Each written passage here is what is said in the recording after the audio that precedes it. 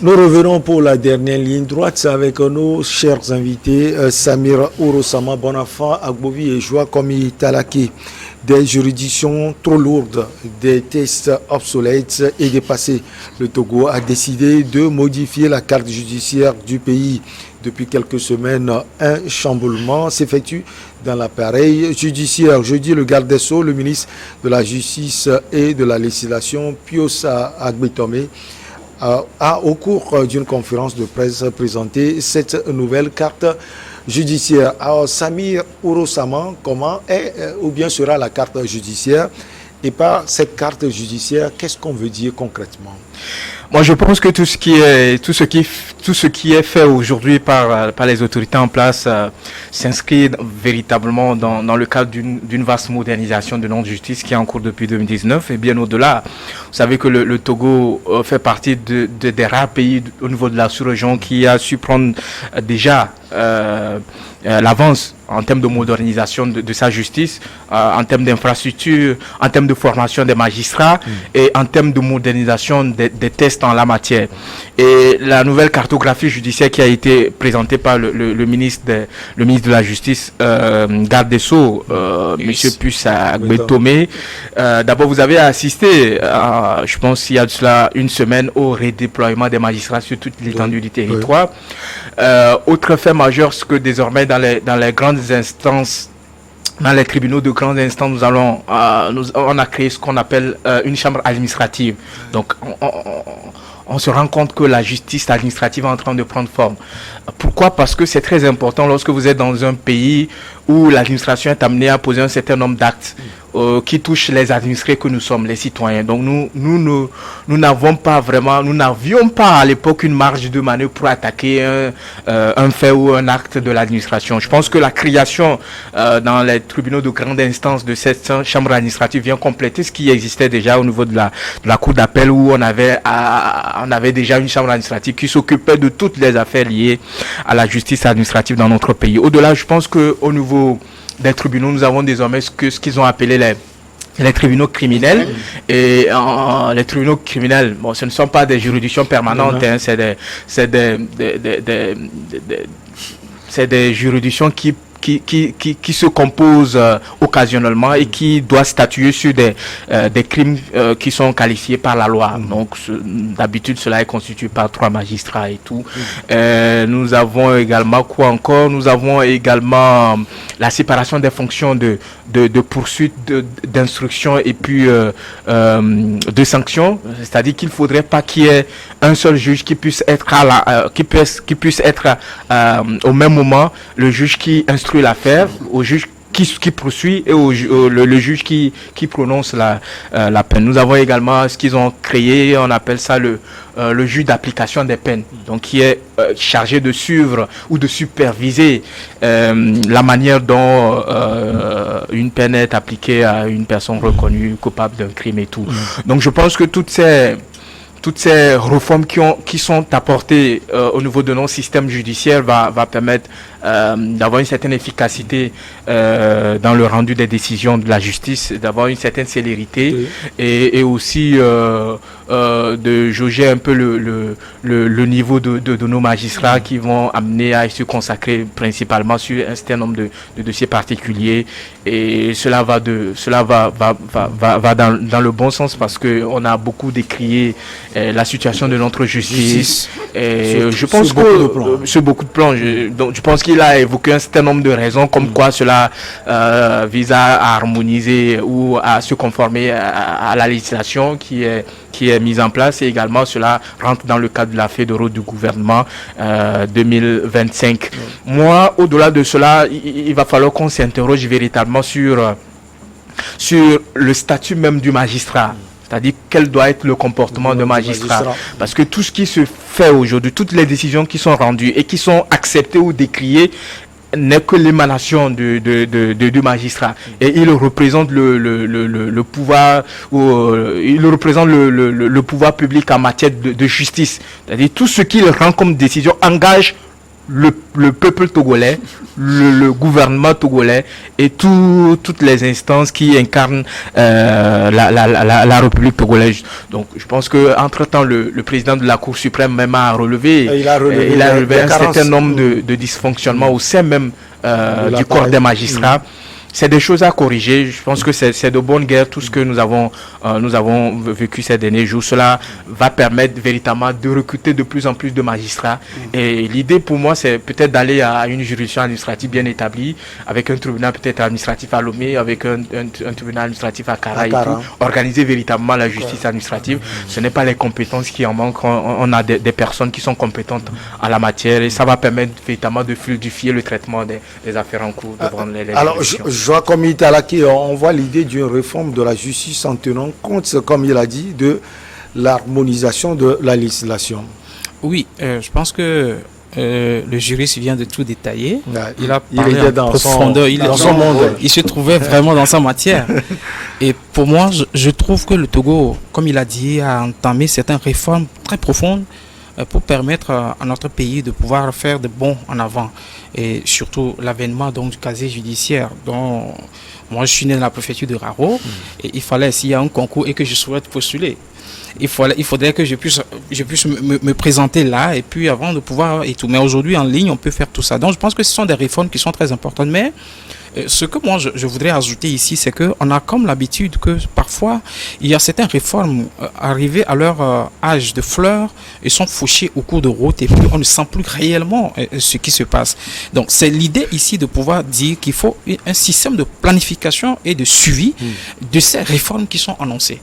C'est ça qui permettra à un pays de faire vraiment de véritables avancées. Aucun pays aujourd'hui ne peut avancer sans une planification et suivi des réformes. Lorsque vous avez fait des réformes, il faut que vous ayez, il faut que vous preniez le temps de faire la planification et de faire aussi le suivi de ces réformes-là. Mais c'est ce qui manque forcément. Peut-être je ne vais pas vous couper, mais au Togo, nous avons ce que nous appelons le secrétaire permanent. Non, écoutez, et quand on parle je reviens. Vous permettez que je termine. Non, permettez que je termine. Quand on parle de secrétariat permanent, ce qu'il est chargé de centraliser toutes les réformes entreprises. On va revenir Je disais que le gouvernement, aujourd'hui, dans le domaine de l'économie, de la justice, nous disons que nous manquons de financement pour les projets des jeunes. Cela ne veut pas dire qu'il n'y a pas des institutions qui financent les jeunes. Il y en a plein. Il y a le MIFA, il y a plusieurs institutions. Il faut dire que le fait pour moi de dire qu'on manque certaines planifications et de suivi de nos projets, cela ne veut pas dire qu'il n'y a pas ces institutions accréditées là. Alors, ces institutions sont là, mais leurs rôles ne se font pas sentir sur le terrain. Ça, il ne faut pas qu'on rate ça, qu'on rate de le dire. Je n'ai pas froid aux yeux de le dire parce que pour moi, il faut essayer donc d'interpeller le pouvoir en place et de le mettre la puce à l'oreille pour qu'ils sentent que les projets ou les réformes qu'ils annoncent, nous les accueillons, nous qui sommes le peuple de la masse populaire, nous l'accueillons avec joie. Mais ils sont fauchés dans la fleur de l'âge. Exactement, mais on a comme l'intention qu'à leur fleur de l'âge, ils sont fauchés et finalement on ne sait pas. La mort. Bon, on ne sait pas, même si ça ne se ressuscite jamais. Mais c'est ce que nous ne souhaitons pas réellement à ce qui vient d'être annoncé, P.U. Sagbetome, que moi, je félicite parce que c'est du jamais vu. Et si dans la sous-région, si ces réformes sont vraiment mises en place, en exécution, avec une très bonne planification et suivi, moi je crois que nous serons dans 2, 3, 4 ou 5 ans, nous aurons une meilleure justice dans la sous-région. Je vous le garantis. Avant de retrouver Samir, oui, bon enfant, je vous ai le... Non, moi, c'est des initiatives à saluer. Moi, tout ce qui concerne le Togo, moi ça me plaît. Comme le confrère vient de le dire, il y a un temps que le Togo s'est engagé. Il y a ce qui concerne également le Mali qui vous plaît. Il y a à un certain moment que le Togo s'est engagé dans une voie de réforme. J'ai toujours dit ça ici, c'est salutaire. Quand c'est bon, il faut le dire. Et quand ce n'est pas bon, il ne faut pas le dire, le laisser, mais il faut proposer pour que ceux qui t'écoutent puissent... Ces réformes sont des fois fauchées, oui, c'est vrai. Oui, bien sûr, parce que habituellement... Il n'y a pas de suivi, vous le dites. Vous comprenez, il n'y a pas de suivi. Par exemple, aujourd'hui, il a parlé de... comment l'appelle-t-on, ce que tu as dit tout à l'heure, on se déplaçait pour aller au village. Des casiers. Ça ne peut plus être fauché. Ça, c'est déjà bien. La fois passée, vous avez vu, il faut, au concours passé, il faut voir comment le Togolais était content du fait que sur place, tu as ton casier. Ça c'est déjà bon. Mais il faudrait que nos réformes suivent vraiment une certaine planification et un certain suivi. C'est tout notre problème. Nous ne suivons pas ce que nous faisons. Je donne un exemple. On était ici au temps de la rentrée. À l'approche de la rentrée, le ministre Adedje Kojo avait dit quelque chose concernant la cherté des cahiers on a débattu ça ici. On n'avait pas suivi les choses. Le contribuable togolais a acheté encore des cahiers très chers. Il n'y a pas de suivi. J'ai proposé des choses ici. Qu'au lieu de verser les policiers dans les rues, il faut que ces policiers-là aillent dans les marchés pour ne serait-ce que régulariser les choses. J'ai dit ça ici. Il n'y a pas de suivi. Nous avons de belles idées de réforme, mais il faut qu'on planifie les choses pour que ça aille. Et il ne faut pas que ça s'arrête au ministère de la Justice. Nous avons des ministères qui doivent aussi commencer... Subir des réformes. Par exemple, la santé et le sport. Nous devons avoir de bonnes politiques pour pouvoir poster les choses. Si au moins, regardez, la justice n'est pas un petit morceau dans un pays. Lorsque la justice a de problèmes, le pays a de problèmes. C'est ça, il faut le reconnaître. Mais quand nous voyons maintenant que la justice est jetée dans la mêlée pour sortir de grandes lignes concernant des réformes, ça, je suis d'accord. Mais il faut que leurs collègues des finances, de la santé, du sport, envoient le pas. Parce que mon ministre Kokoroko a déjà fait... Ça c'est l'enseignement. L'enseignement aujourd'hui, tout le monde court parti par là. Les réformes qui sont là-bas sont des réformes, je crois. Donc ça, c'est déjà bon. Quand tu copies de bonnes choses chez l'autre, ça n'arrangerait pas. Alors Samy, on vous retrouve tout à l'heure, vous aviez voulu... oui, moi je voudrais apporter quelques éclaircissements. Vous savez, le Togo a quitté l'époque où on mettait juste les actions en œuvre sans aucun suivi et tout. Aujourd'hui, tout est rentré dans l'ordre. Les dispositions qui ont été prises font que aujourd'hui, quand tu vas dans chaque ministère, vous avez ce qu'on appelle une direction de planification. Donc, une direction de planification est chargée de faire la planification, de faire le suivi des projets, des programmes exécutés par le ministère en question. De la même chose dans les institutions de la République et tout. Ça, c'est le premier volet. Au niveau du ministère de l'économie et des finances, nous avons ce qu'on appelle le secrétariat général des réformes. Donc, nous avons le secrétaire permanent chargé des réformes qui centralise toutes les réformes entreprises par le gouvernement dans tous les secteurs d'activité. Ce n'est pas seulement dans le domaine de l'économie. Nous avons la justice, nous avons le secteur du foncier, nous avons tous les domaines d'activité que vous connaissez, qui centralisent, qui suivent toutes les actions entreprises par le gouvernement pour moderniser, pour remédier à une situation et tout. Le doyen évoquait une question par rapport à la cherté de la vie. Moi, je pense, pour ce genre de questions, là-bas, on a déploré que la décision est arrivée tardivement. Ce n'est pas que la décision avait été prise et qu'il n'y a pas un suivi, mais elle est arrivée tardivement. Beaucoup se disent que c'est, comment on dit ça, il y a une citation qui permet de rendre compte de cette situation. C'est une mesure qui a été prise à quelques jours de la rentrée. C'est ce que les gens ont déploré. Et pour s'assurer de la mise en œuvre des réformes qui sont entreprises, il proposait qu'on déploie tous les forces. Je pense même si on déployait toute la police sur le territoire, cela ne résoudra pas le problème. Je pense que nous devons prendre nous devons jouer notre rôle. Nous devons faire du contrôle citoyen. Nous devons faire du suivi citoyen.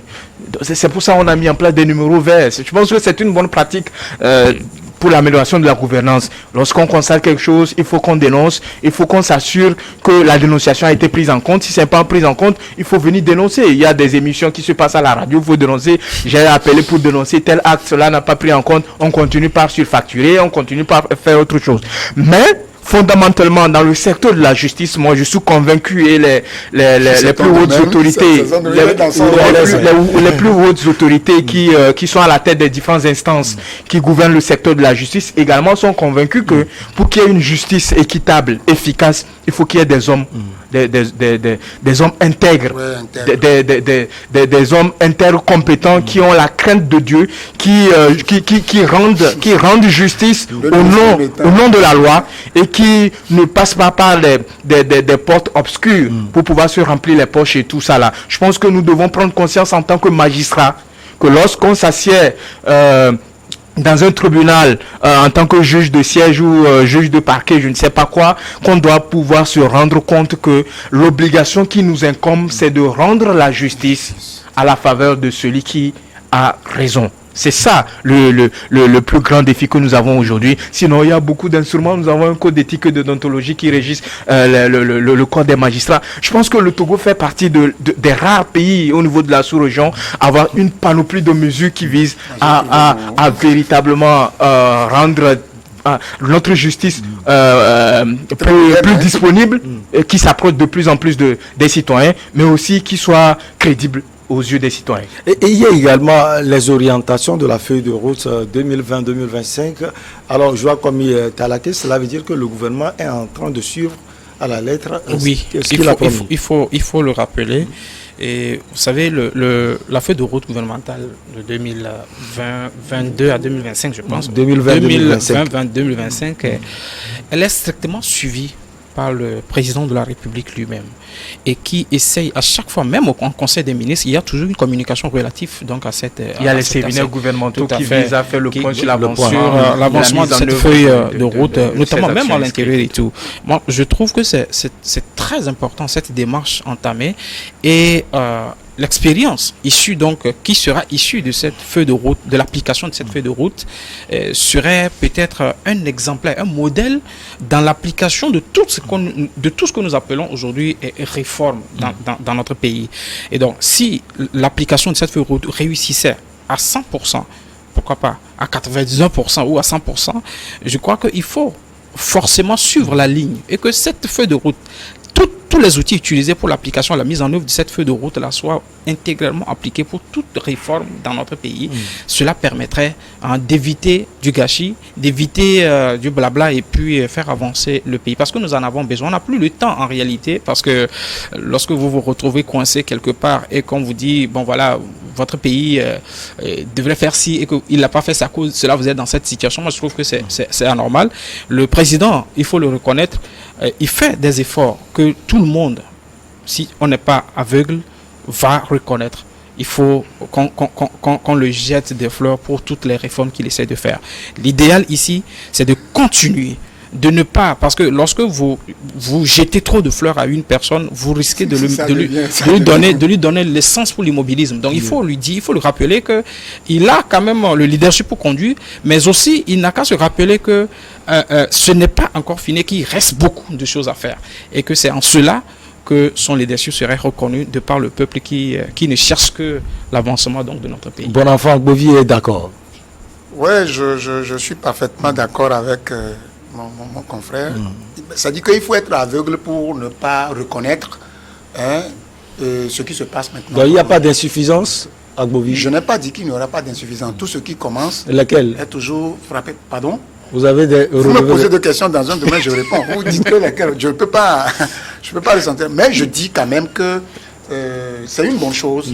Ce que je dois ajouter, c'est que il ne faut pas qu'on oublie le côté suivi. Vous savez, le monsieur a dressé une panoplie de services de suivi. C'est déjà bon. Les services peuvent exister, mais on ne peut pas avoir de concrétisation. De résultats. C'est que ça dit que c'est là où on doit appeler au civisme. Ça dit que chacun doit savoir que là où on l'a déposé pour un travail, tu dois rendre compte à ce peuple. C'est ce que nous voulons. Donc, rien ne sert de créer des services et ne rien avoir après. Mais il faut que les géants aient leurs yeux dans le suivi. C'est vrai. Entre-temps, moi j'étais là et notre Premier ministre a débarqué sur un chantier de route là. On trace les routes là. Elle est arrivée là-bas. Quand j'ai vu ça, j'ai dit que ça c'est bon. Vous savez, ça là a boosté les gens. Ça a boosté les gens. Ils ont commencé par... C'est des choses comme ça, des visites inopinées, etc. Ça peut créer des situations à la tête des gens pour savoir que ce que je fais peut-être que je dois faire plus. Et c'est ça que nous voulons. On te dépose quelque part, il faut que, comment l'appelle-t-on, la loyauté prévale pour que les résultats soient conséquents. Désormais, la justice est rendue par deux juridictions. Samir Ouro-Sama va nous expliquer cela. Les juridictions de droit commun et les juridictions spécialisées des tribunaux de grande instance sont créées en leur sein. L'on retrouve les tribunaux spécialisés, parmi lesquels les tribunaux criminels, le juge de l'application des peines, qui sont une nouveauté de cette nouvelle carte organisationnelle. Expliquez-nous cela en français facile. Oui, c'est ce que j'essayais de dire tout à l'heure, que l'une des nouveautés, c'est qu'au niveau de nos tribunaux, nous aurons des juridictions de droit commun, c'est-à-dire qui doivent statuer sur des délits mineurs, et tout, qui ne relèvent pas des crimes qui doivent être, eux, par contre, jugés par des tribunaux criminels, qui ne sont pas des juridictions permanentes, mais qui seront composés pour statuer sur des cas précis et ponctuels. Donc le juge de l'application des peines, comme je l'ai dit, c'est toujours un magistrat qui jouera ce rôle-là, qui est chargé d'assurer la supervision de l'application d'une peine. C'est-à-dire que une personne qui est condamnée à faire de la prison, il va s'assurer de l'application de cette peine-là, de la prison, c'est-à-dire que, oui, de la prison, et jusqu'à sa sortie. Donc il fait le suivi, il supervise l'application de cette peine-là. Donc je pense que c'est une nouveauté, ça va permettre à ce que beaucoup de juges s'occupent également, et ça va développer beaucoup de compétences également au niveau des juges également. Nous avons la chambre administrative également, qui est une juridiction spécialisée également, qui va statuer sur des cas qui opposent l'administration et avec les administrés et tout. Donc je pense que c'est de bonne guerre. Je suis de ceux qui pensent que nous avons fait un bon qualitatif en termes d'évolution de notre justice, et que si on continue cela et que les différents programmes qui sont mis en place, notamment le programme national de modernisation de la justice, nous avons également la politique de réforme qui est amorcée depuis 3 ans, depuis 2019. Nous avons également d'autres initiatives qui sont prises au sein de l'appareil judiciaire pour moderniser un peu non seulement la procédure. Nous avons le code de procédure pénale qui était en cours, je pense. Ce n'est pas encore adopté, si j'ai bonne mémoire. Nous avons le code de la procédure civile qui a fait pour nous également. Je pense que c'est des éléments immatériels qui permettent véritablement de rendre plus facile, plus fluide le travail des magistrats. Mais le plus grand rôle réside véritablement à la capacité des juges à rendre une décision qui soit impartiale. Et donc, ils doivent être impartials dans le rendu des décisions, et qui doivent donner raison à qui a raison et donner tort à qui a tort. C'est le véritable défi que nous devons relever. Je pense que l'État a pris conscience, et la programmation du recrutement des magistrats est vraiment dans un bon sens. Le recrutement des magistrats est planifié maintenant. Je pense que la dernière fois, ils ont procédé au recrutement, au concours de recrutement des magistrats et greffiers. Donc, je pense que chaque 2 ans, l'État procède au recrutement. Vous savez, le besoin, il est très immense. Ouais. Et nous ne pouvons que saluer ce leadership des autorités de ce pays-là. Et nous espérons que, comme on le dit, le monde des affaires est lié à la fluidité de notre justice. L'économie est liée à la capacité, à la fiabilité de notre justice. Et nous devons faire de telle sorte que notre justice ne soit pas cette justice-là qui est perçue comme une justice corrompue. Parce que vous savez, les différentes publications, que ce soit d'Afrobaromètre ou d'Amnesty International, l'indice de perception de la corruption, qui publie régulièrement des rapports sur nos États, la justice est beaucoup plus pointée de temps en temps. Et le défi pour nous, c'est de faire en sorte que notre justice soit l'une des justices les plus exemplaires de la sous-région. Alors, Joao Komi-Talaké, avec toutes ces réformes, donc, le Togo va trouver des solutions à ces problèmes au niveau de la justice, et surtout les problèmes fonciers.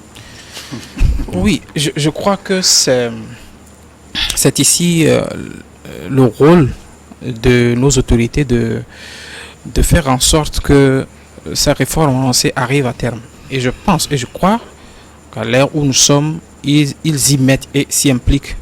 Par rapport aux réformes foncières qui constituent l'un des gros problèmes dans notre pays, je pense que l'organisme de mise en œuvre du Millennium Challenge Account, OMCA Togo, est en train de travailler avec bien sûr, avec en tout cas l'OTR et toutes les institutions judiciaires liées à ça pour qu'on puisse assister à une certaine fluidité dans la procédure d'obtention de titres fonciers, parce que ça constitue un grand problème dans ce pays, le foncier. Alors c'est pour dire que aujourd'hui, on ne peut pas tout de suite donner de crédit à tout ce qui est en train d'être fait, mais l'essentiel est qu'il y a la volonté. Et cette volonté, il faut encourager ça et surtout donner quand même cet espoir-là à ces personnes qui sont au devant pour qu'ils puissent y arriver, parce que nous en avons besoin. On n'a pas d'intérêt à ne pas leur croire.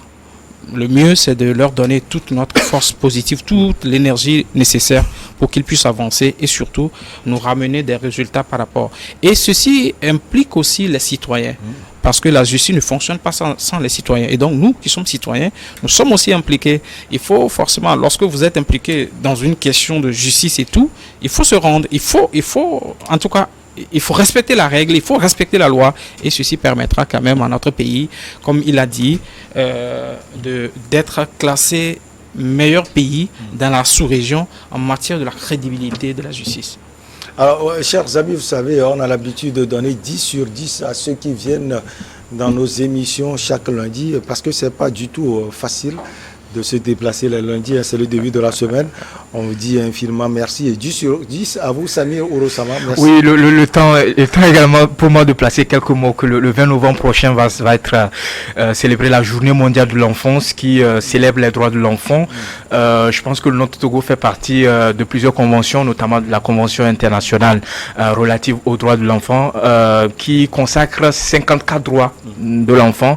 Mais je pense que l'occasion, comme je ne vais plus revenir dans l'émission, je pense que c'est l'occasion de pouvoir féliciter les autorités togolaises pour tous les efforts qui sont consentis pour la mise en œuvre des droits de l'enfant dans notre pays, et également leur rappeler qu'il y a des défis auxquels nous devons véritablement nous mettre au travail pour faire de notre environnement un environnement propice au développement et au bien-être des droits des enfants, et rappeler aux enfants que à côté des droits qui sont reconnus, il y a aussi des devoirs qu'ils doivent également observer, notamment les devoirs vis-à-vis de leurs parents, les devoirs vis-à-vis de l'État, les devoirs vis-à-vis de la sous-région, les devoirs vis-à-vis de l'Afrique. Et dans le cadre de la journée internationale des droits de l'enfant, je vais animer une séance de sensibilisation à l'endroit des élèves du lycée d'Agoué-Nivé Centre. Je vais leur entretenir sur le thème, l'importance du respect des biens publics, des emblèmes et symboles de la République togolaise. C'est très important avec les événements auxquels nous avons assisté au cours de l'année scolaire précédente. Il est important de rappeler aux élèves qui sont encore sur les bancs et qui sont appelés à devenir des responsables demain, que le bien qui appartient à l'État togolais appartient à nous tous, et qu'il est important qu'on observe le respect de même cela. Après la journée, on aura le temps de parler amplement de cela. Plaisir. Je vous promets cela, Samir Ouro-Sama. On vous donne également 10 sur 10, bon enfant à Bovi. Merci beaucoup à vous. Ouais, moi, je suis toujours câblé. Quand vous avez besoin de moi, je suis là. Et aujourd'hui, je suis très ravi de ce que mes co-débatteurs sont de vrais Togolais. Non, je comprends. Pour la première fois, je pars à Guéry. Je voudrais quand même... Très vite. Oui, bien sûr, jeter des fleurs à mon ministre de tutelle.